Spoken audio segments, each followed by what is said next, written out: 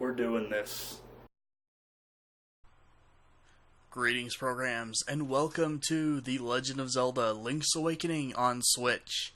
I was crazy excited when I found out this game was coming out, and yeah, I actually sat down and played this for a little while before I started recording, and my 10-minute make sure the cartridge was okay through, you know, shipping and everything turned into I've already beaten the first 3 dungeons.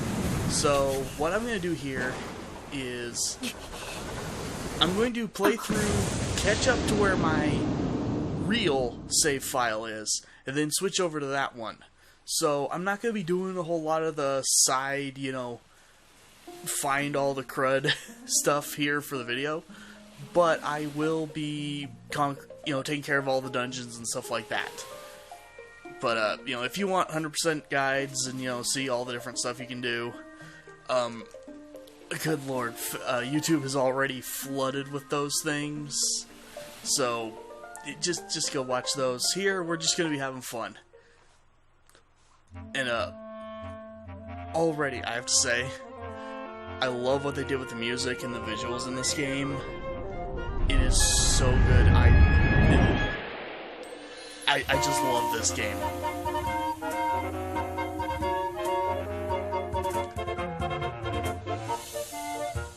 Although, the title screen does throw me a bit, just because of how off-center everything is. I'm used to the egg being in the middle of the screen, because I have played both versions of the Game Boy original way more than any human ever should. So, as you can see, yeah, I've got a lot of crap going on my main file, so once I get those 3 instruments, that's the word, once I get those, we're going to switch back to that one. But for now, we're just going to go start a new game.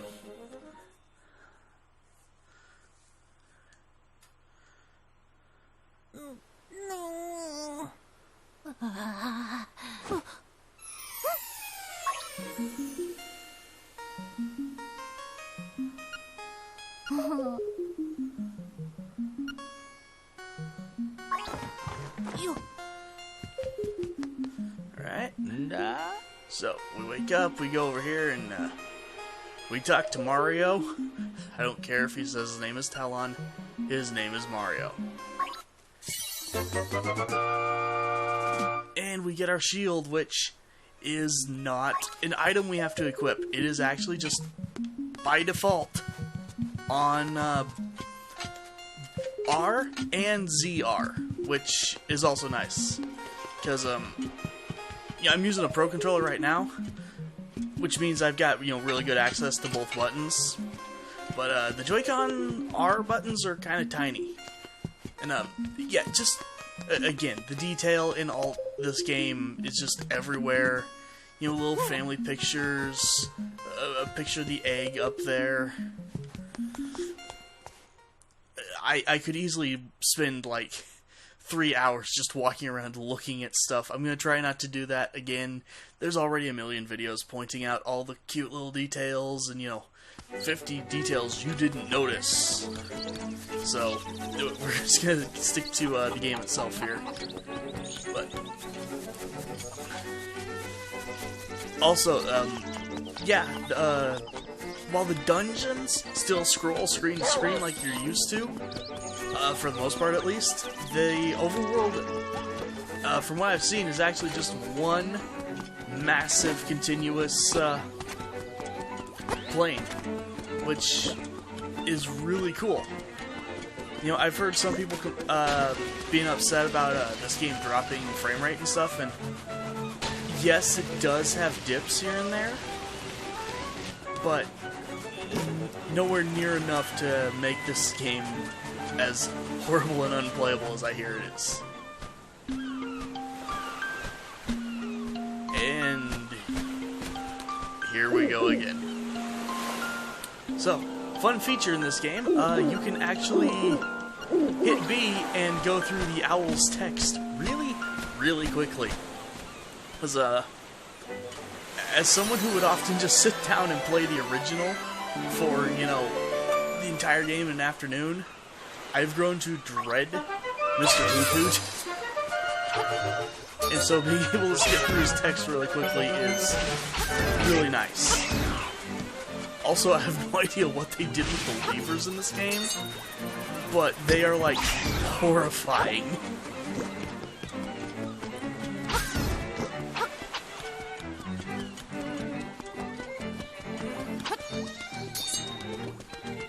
So, as you'd expect with a top-down Zelda, you do have everything you expect. You know, you've got a pretty decent wide swing on your sword now. In this version, actually, you can you can actually interact with a whole bunch of stuff. You don't have to equip items like you used to in the original. Eventually, I will have equipment slots, yes, but you know, the sword and a couple other items we're going to get, they actually are just mapped straight to the buttons, and it is so much better. And here we have the first piece of art. Not sure why I'm grabbing these things, but I've played this game so much that this kind of thing has now become just like force of habit. I don't know how to play the game without doing these things. And really quickly here, gonna see. Let me get some extra rupees just because. We're actually gonna run in and play the trendy game really fast because I am going to have to do that just to get back to where I was. And my word, they have overhauled this from what it used to be. I love the remix and, you know, the new version of the song here, but, yeah, this is actually a physics-based digital claw machine, and it is absolutely evil. I've had so many things just fall out of the claw randomly. Like that, but thankfully he landed on the platform. No, no. Do not challenge again. Never play this game again. I am taking my Yoshi doll, and I am leaving.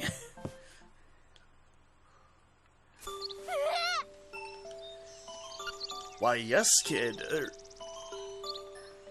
Suni? I do not... Sunny? I do not know how you're supposed to pronounce that name, but... Holy crap, this kid has a name now. He was one of like a million just completely unnamed characters in the original version. So, it's actually kind of cool, him having a name. I just wish I knew how to pronounce it.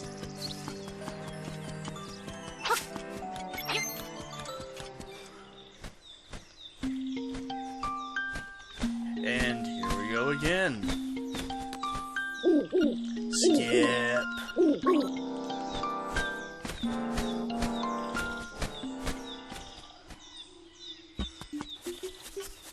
In later recordings, I might actually bother, you know, reading through texts and stuff, so I do apologize if anyone's wanting me to do all of that now. This is less show off every detail of the game and more someone who's already played this game like 30 times over in the original versions, just enjoying the new one. And, yeah, new thing in this game, the shield is actually useful in combat. Because the, moblins with swords, you used to just kind of, you know, like if you held your sword out, you could go tank against them. But now you actually have to, pull up your shield and get them to recoil. Which is pretty cool. And I just realized I forgot something.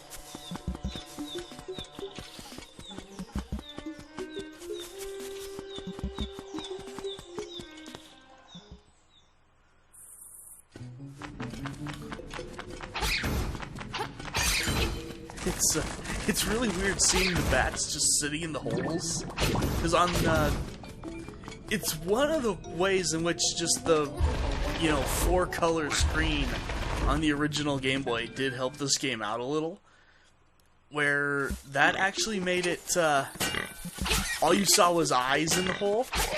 And it actually, that's one of the few things I would say looked a little better in the original versus this version. But, you know, just literally everything else looks better. Also, if you're noticing, the game is actually still bound to 8 directions, which it threw me off a little bit when I first started playing, but once I got used to it, it made a lot of sense, because, you know, it might have 3D models. Oops. It might have 3D models now, but this is still a game that was built on a grid. And for as much as they remade here, they'd have to remake so much more to get it off the grid.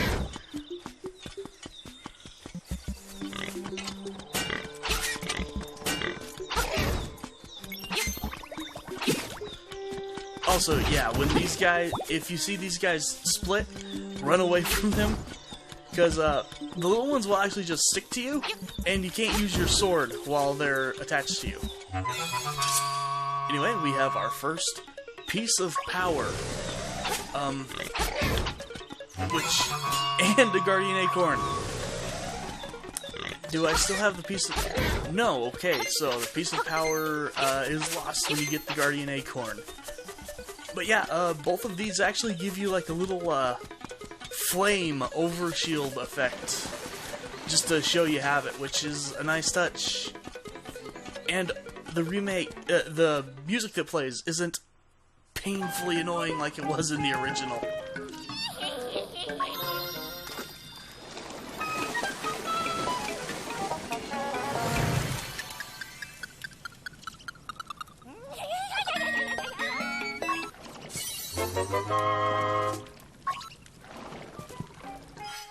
Alright, and we have our first actually equipable item here. We got the magic powder, which I think this game had my favorite version of the magic powder of any of the older Zeldas that actually used that item, because it just did everything in this one. It lit your fires, it killed certain enemies. Apparently it did not give me fast enough reflexes to pull up my shield, though. Yeah, first thing you will notice, or at least I've noticed, coming to this game versus the original, your shield actually matters in this game. It was, you know, useful in the old one, the original, but here, it actually makes, like, a really big difference that you actually use it. Because a lot of enemies are a bit more aggressive, and you will get hit if you don't use it.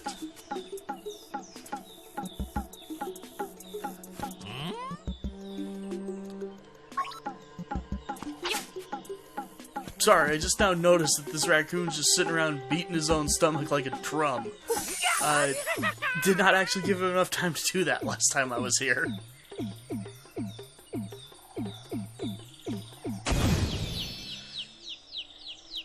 I actually need to come mess around with this section, because in the older versions of the game, not only was there a really funny trick where you could make him bounce in such a way that he just floated up into space, I found out the hard way one time, if you cut just the wrong bushes, you will actually soft lock the game. Because the raccoon will just bounce back and forth down here, and that is the end of your game until you reset. I should actually have videos of that happening on the Director's Cut version on my channel. For anyone who's interested, I will put a link to those down in the description. And here comes the owl again.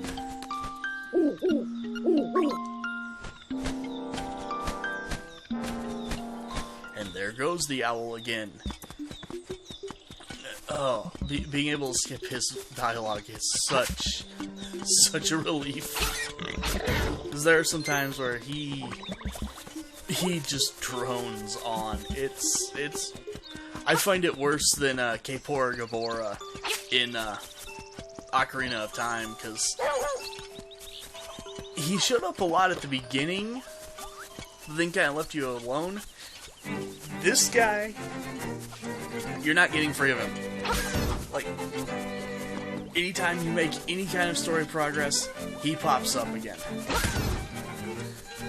And yeah, like, these Octoroks tend to be very knee-jerk reaction at throwing a rock at you. But anyway, we have the key that we just got, as you saw, and we are here at the first dungeon. I think I'm going to end the recording here, and next episode we will tackle the Tail Cave. So, I will see you guys next time.